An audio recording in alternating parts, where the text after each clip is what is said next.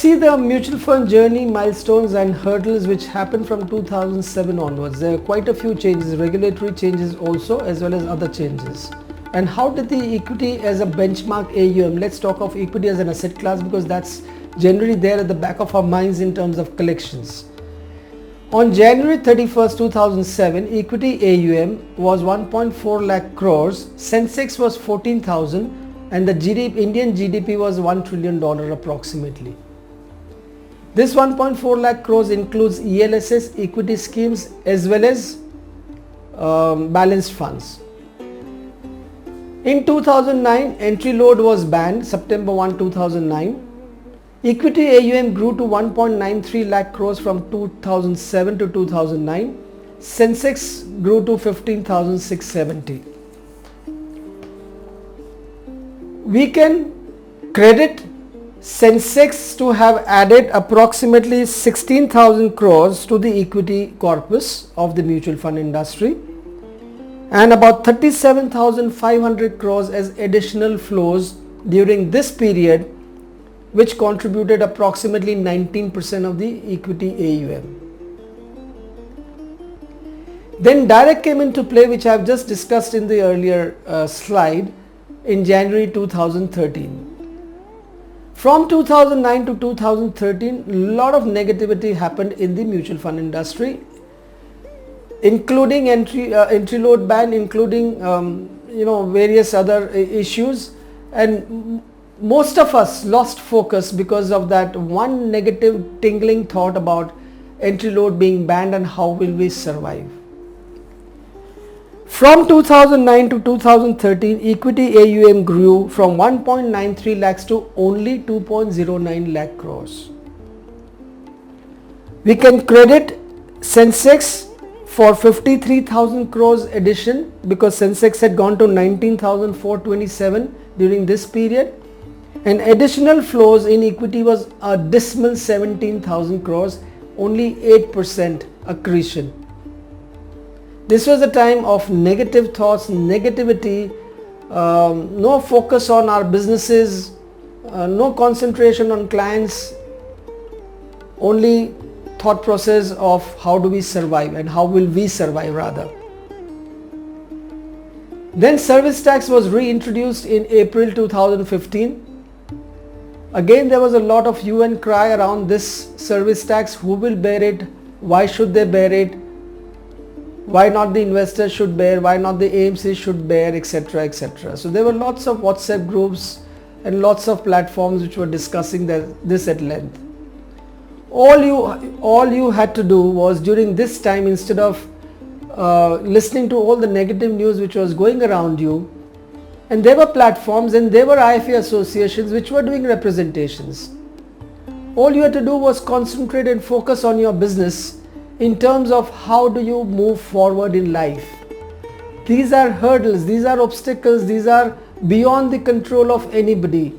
Service tax reintroduction was done by Ministry of Finance. It had nothing to do with us. Beyond our control, as I said. And till a few years back we were paying service tax, only that we got some exemption for a couple of years in between and the service tax was reintroduced. I explained this to the IFA community on some of the WhatsApp groups where there was a to and fro happening and too much of hue and cry happening around this, and I explained to them how my business came down to 95%, and I did not cry and crib.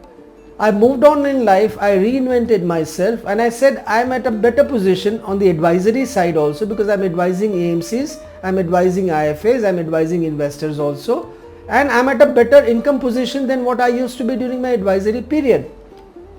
Why can't we just move on in life, let the associations and the different platforms do their pitches with the regulator, with the Ministry of Finance, etc. So those processes can happen simultaneously.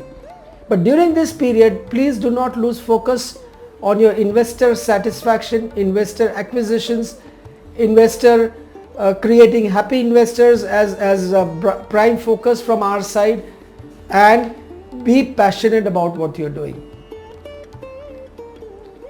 Then capping of expense ratio is the latest thing which happened in 2015, 2016, and robo-advisors came into play. Again, there was a huge hue and cry in terms of what's going to happen to our industry. As you have seen the journey from 2009 onwards, in spite of entry load ban, in spite of service tax issues, etc., etc., etc., our income stream, our corpus in the equity schemes have just gone upwards and upwards. This is the time when actually your Indian economy became 2 trillion. It just doubled during this period of time. From 15,000 level Sensex, the markets went up to 30,000 level Sensex when the Indian economy went from 1 trillion to $2 trillion. And this is being reflected in the market movement also, 15,000 to 30,000. If somebody would have just concentrated on their business during this period of time, he would have been able to increase the AUM at least by twice the amount, because the Sensex had gone up and their AUMs, underlying AUMs of the investors also would have gone up. Their trail incomes would have gone up, some upfront commissions would have come up. They would have acquired new clients also during this period of time. I'm sure you're not sitting idle on that, because that is one side of the story which continuously happens in any organization. Here, the markets, the equity scheme corpus grew to 4.58 lakh crores. Sensex has grown to 26 or 27,000 levels currently. Due to Sensex rise, we can credit 1,25,000 crores additional coming into the corpus of that 4.58 lakh crores. An additional inflow, mind you, additional inflow of 1.93 lakh crores, which you and I have been able to achieve during this period itself, which is humongous, 42% of the equity AUM. If you would have concentrated even during 2009 to 2013, that base would have been higher, and this base would have been even higher from then on. All I can tell the advisory community and the IFA friends is concentrate on your business and let market take its own course in terms of regulation changes, in terms of taxation law changes, etc., which is not in our control. What is in our control is what we need to focus on. In our control, client satisfaction, acquisition of new clients, knowledge enhancement, etc. Now let me tell you what's going to happen from here on. It took India 60 years to create a $1 trillion economy. From 2007 or 2008 to 2014 or 2015, that 1 trillion became $2 trillion economy, and the Sensex grew from 15,000 to 30,000 during the same period. Either ahead of the GDP growth or behind the GDP growth, but they just did double from there onwards.